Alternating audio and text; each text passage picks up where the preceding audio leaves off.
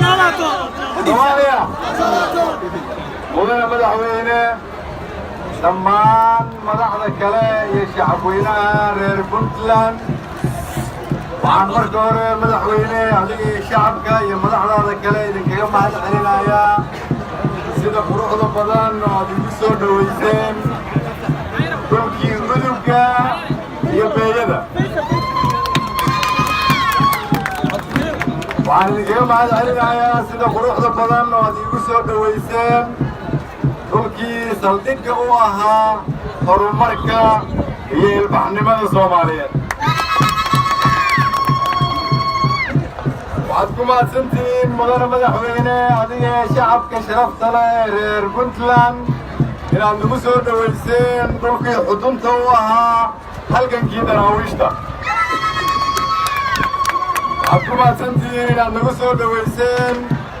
dhulkii barwaaqada iyo horumarka oo nasiib u yeeshay inuu qayb ka ahaado ama uu ku yaallo meeshay iska gooyaan badweynta Hindiya iyo badda cas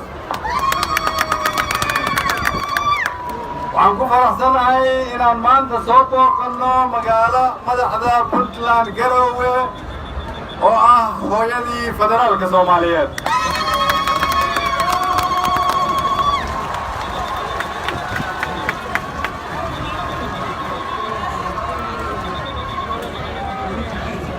soo dhaweyntiina qiimaha badan waxaan ku fahmay soo dhaweyntiina qiimaha badan waxaan ka bartay oo aan ka fahmay maantay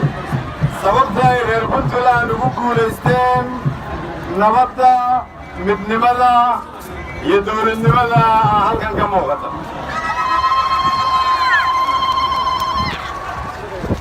waxaa halkan ka muuqata maanta in dhammaan shacabweynaha reer Puntland dhallinyaro dumar siyaasiyiin salaadiin odayaal dhaqameed ganacsato iyo aqoonyahanba inay wada fahmeen iyadoo uu idinkugu horreeyo madaxweynihiinnu in dowladnimada maanta ay u baahan tahay in gacmaha la isqabsado waxaa reer Puntland ka muuqata inay fahmeen in dowladnimada ay u baahan tahay in loo duceeyo oo aan la habaarin